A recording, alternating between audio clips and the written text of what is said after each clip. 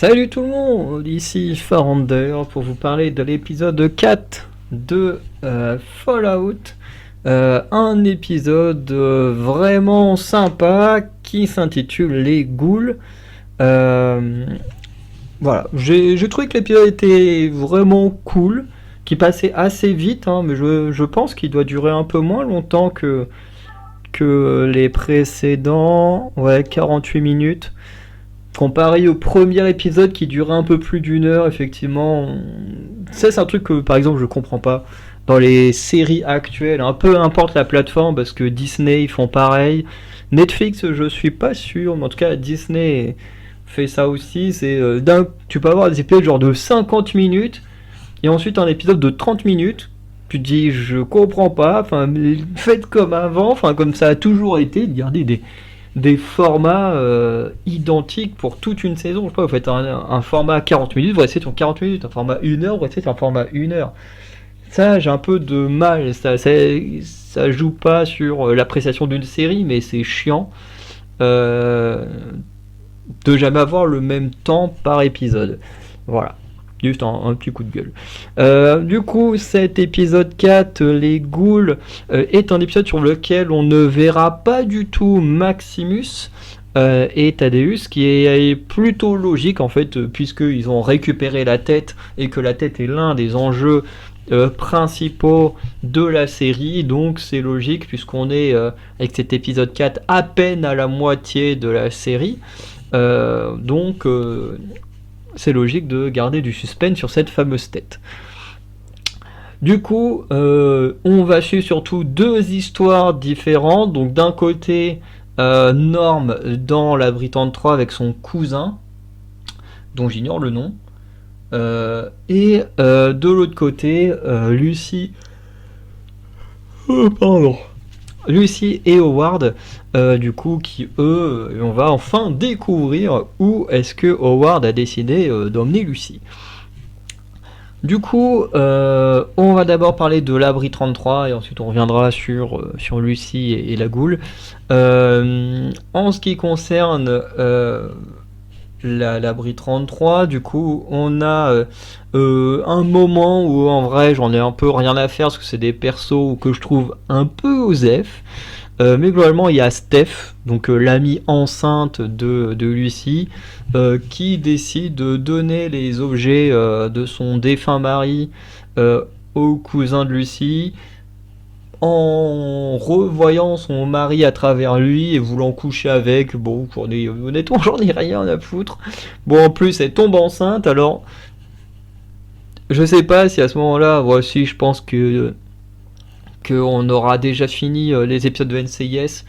Mais je crois que c'est l'épisode 6 ou 7 de NCIS Sydney qui est sorti il n'y a pas très longtemps, où je disais je déteste les épisodes où il y a une femme enceinte dedans. Bon bah là, enfin surtout les épisodes d'accouchement que je déteste. Et là, on tombe sur quoi? Boum, elle veut coucher avec le mec et elle perd les os. Je me suis dit, oh non. Bon, heureusement, on passe très vite l'accouchement, hein. Je pense que quand Norm et le cousin reviendront à l'abri 33, je pense que l'enfant sera déjà né. Mais ouais, non, c'est vraiment les scènes d'accouchement, c'est vraiment un truc que je déteste dans le cinéma. Voilà, c'est dit. Mais bon, en tout cas, on a une conversation très cool entre Norm et la femme qui fait partie du trio là, du conseil, qui est elle plus sympathique que les deux autres, voilà, qui va lui parler de son enfance, qu'elle va lui dire qu'il est dangereux du fait qu'il fait partie de la famille McLean. D'ailleurs, même la Ghoul, quand elle entend que Lucy s'appelle Lucy McLean, il la regarde à un moment donné en mode McLean, en mode tiens, ce nom me dit quelque chose. D'ailleurs, tout le monde a l'air de connaître les McLean, ce qui est un peu dommage parce que ça fait que Lucy n'est pas une héroïne qui va qui veut dire qu'il vient de nulle part, tu vois, c'est pas la fille à qui on a bourré le crâne, la petite intello qui pense qu'elle va sauver le monde parce que dans son abri on lui a répété ça jour après jour après jour après jour pendant des années. tu te dis finalement ça va donner une héroïne, peut-être plus parce que bah, elle a ça dans le sang, quoi, parce que sa famille, c'est pas n'importe qui. Ça, c'est un petit peu dommage, mais bon, encore une fois, ça n'empêche pas l'appréciation d'un programme, mais c'est vrai que c'est toujours plus agréable de voir quelqu'un qui vient de nulle part devenir un héros, comme par exemple le héros de Monkey Man, plutôt que quelqu'un qui est destiné à être un héros parce que ses ancêtres ont fait telle ou telle chose, parce que ses parents ont fait telle ou telle chose. Bref, je veux dire l'exemple facile, c'est One Piece. Vous prenez Luffy est destiné à être un grand homme. Déjà, rien que son fruit du démon fait que ça rappelle un ancien dieu, mais même sans ça, son père c'est l'homme le plus recherché du monde en tant que révolutionnaire, son grand-père c'est un héros de guerre et un héros de la marine, enfin bref, le gars est juste destiné à devenir ce qu'il est devenu. Et voilà, moi c'est vrai que ce sont des personnages que j'aime un peu moins que les héros qui viennent de nulle part. Mais voilà, par exemple, tu prends Aishid 21 avec Senako Bayakawa, c'est vraiment le mec qui vient de nulle part, quoi.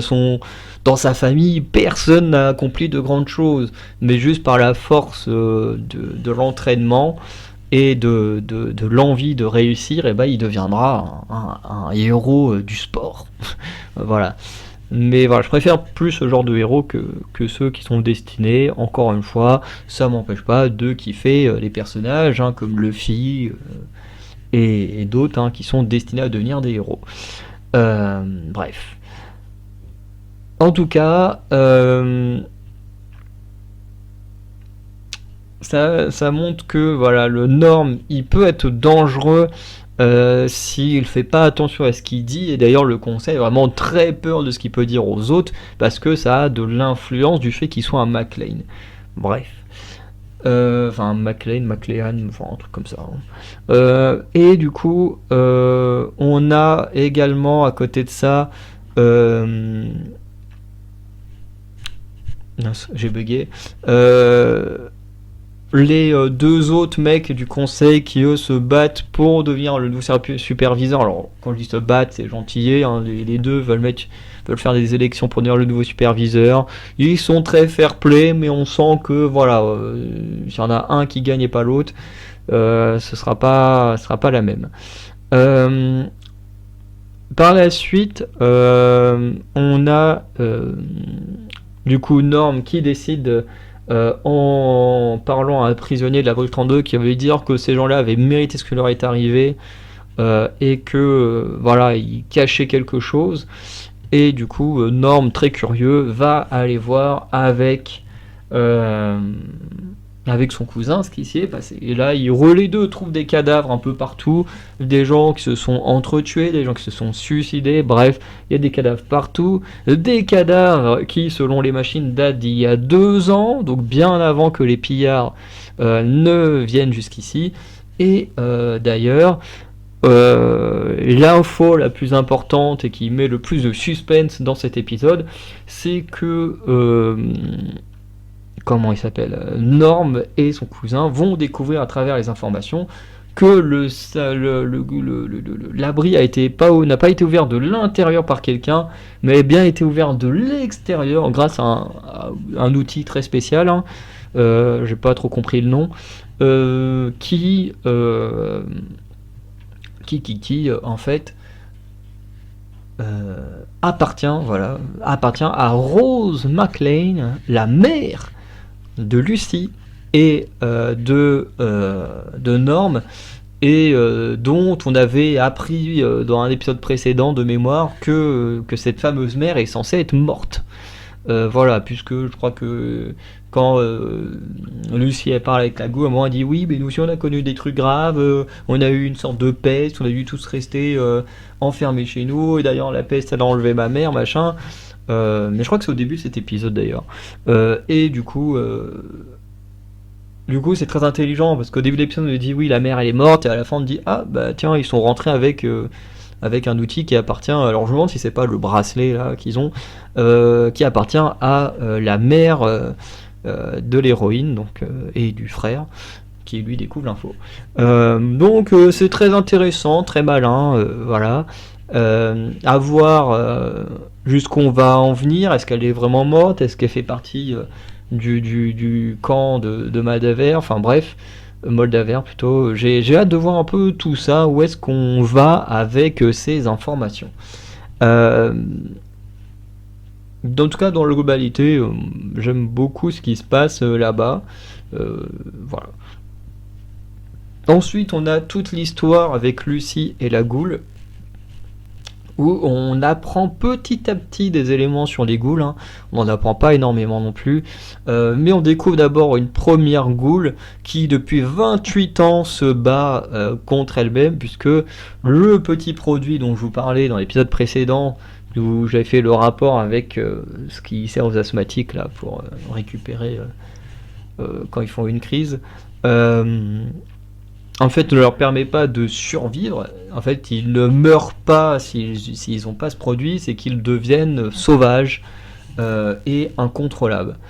Et du coup, la plupart des ghouls ne veulent pas perdre le contrôle, donc ils essayent de récupérer ce produit à tout prix. Et du coup, quand ils n'y arrivent pas, ils essayent de se remémorer comment ils s'appellent, des choses sur eux-mêmes, pour essayer de rester humain, si on peut dire ça comme ça. Et d'ailleurs, cette première gouge va se faire buter. Et c'est marrant parce que du coup, Lucy, qui avait dû découper une tête dans les 1 ou 2 épisodes avant, là, elle se retrouve à devoir découper des morceaux de la goule pour bouffer plus tard. Bref. Par la suite, la goule va emmener Lucy dans un endroit un peu spécial. Alors, entre deux, Lucy va tenter de s'évader, machin. D'ailleurs, scène qui m'a un peu... j'ai pas envie de dire choqué, parce que c'est pas dans le sens en mode oh, je suis choqué, mon dieu, qu'est-ce qui se passe. C'est plus choqué dans le sens où surpris, je m'y attendais pas. Quand les deux s'affrontent et que Lucy elle arrache un doigt de la goule et que la goule lui coupe un doigt direct. Je me dis, what? Ok. Alors celle-là, je m'y attendais, mais absolument pas du tout. Parce qu'en général, dans les séries, si on regarde bien, les héros, en général, ils sont toujours très beaux, très propres et tout. Et ils ont très peu de dégâts, tu vois. Des fois, ils ont des cicatrices, mais voilà. Ça va jamais beaucoup plus loin que ça. Les héros sont toujours nickel, beau gosse ou belle gosse, hein. Surtout que là, hein, faut quand même se l'avouer, Ella Purnell, c'est quand même une très très belle femme. Et là, la voir se faire mutiner comme ça, tu dis ok, je m'y attendais pas, très bien. Bon, on sait très bien que techniquement, Bella Ramsey va devoir également perdre des doigts dans la partie 2 de The Last of Us. Hein. Voilà, pour ceux qui ont joué au jeu, on sait tous très bien comment finit notre pauvre Ellie.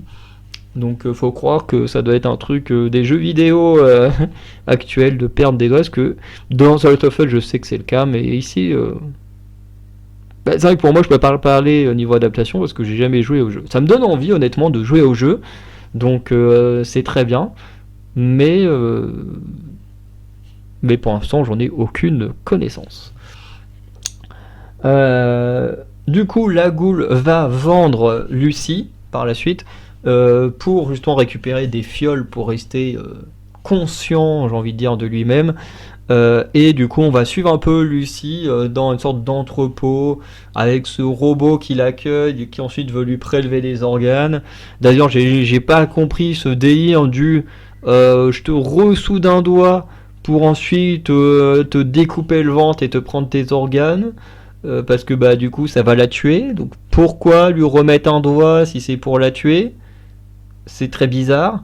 Autre chose qui bon, alors là c'est du chipotage, hein, mais la meuf elle s'est fait couper un doigt, on lui regreffe un doigt qui n'est pas elle, mais le doigt il fonctionne normalement quoi, dès qu'elle le plie et tout, hop son doigt il fonctionne.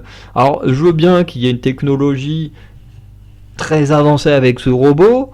Mais tout ce qu'on l'a vu faire, c'est ressouder le doigt. On l'a pas. Enfin, je veux dire, parce que tu ressoudes le contour du doigt et tout, enfin le tour du doigt, que automatiquement l'intérieur se soude également. Enfin bref, j'ai trouvé ça un peu moyen. Hein, voilà.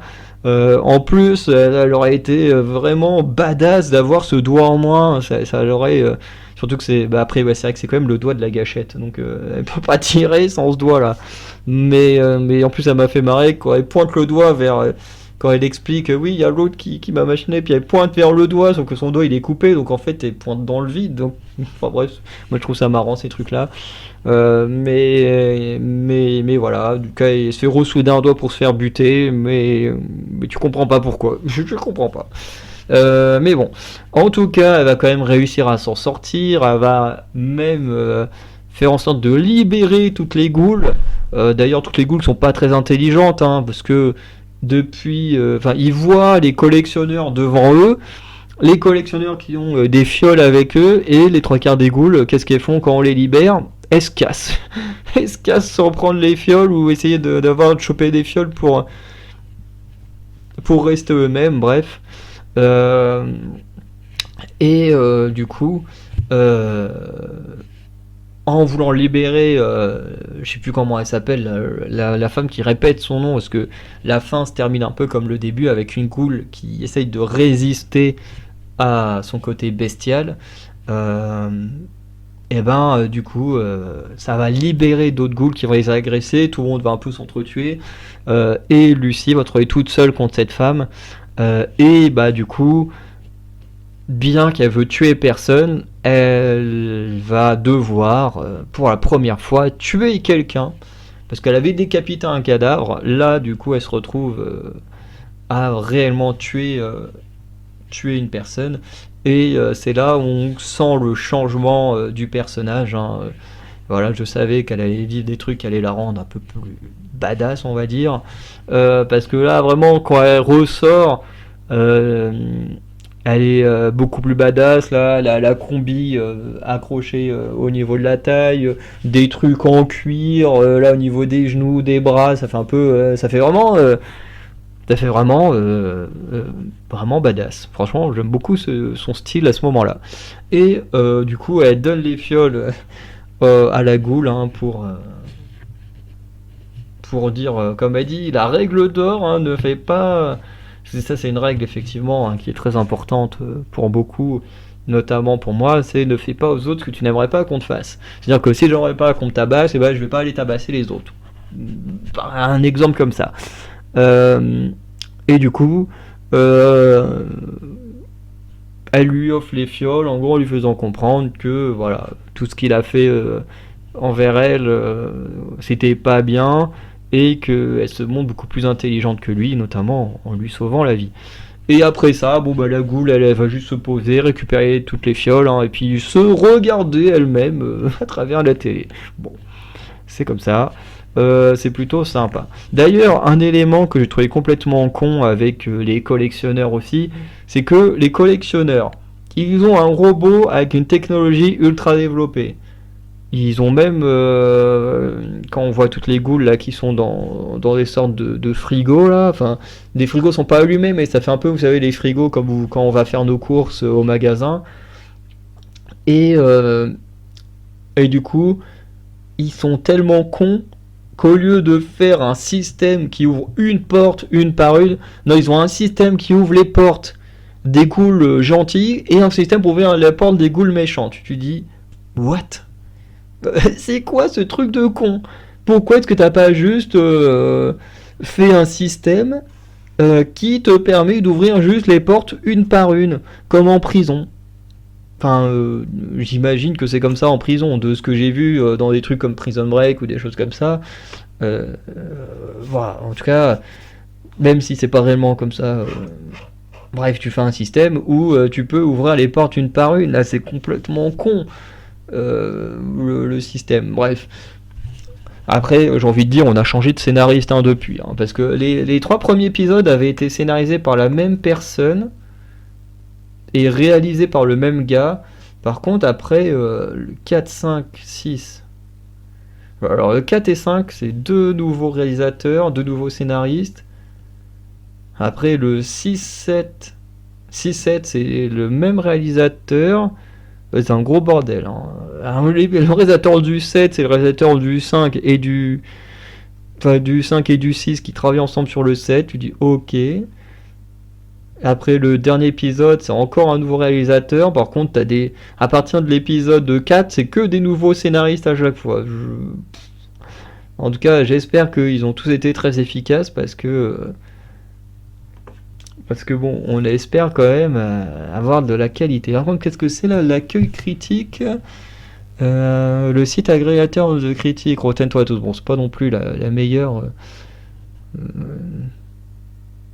le meilleur site pour se faire un avis, mais bon, apporter un taux d'approbation de 93%, basé sur 67 critiques, sur les millions de gens qui ont regardé. C'est vrai que c'est pas beaucoup, 67 critiques.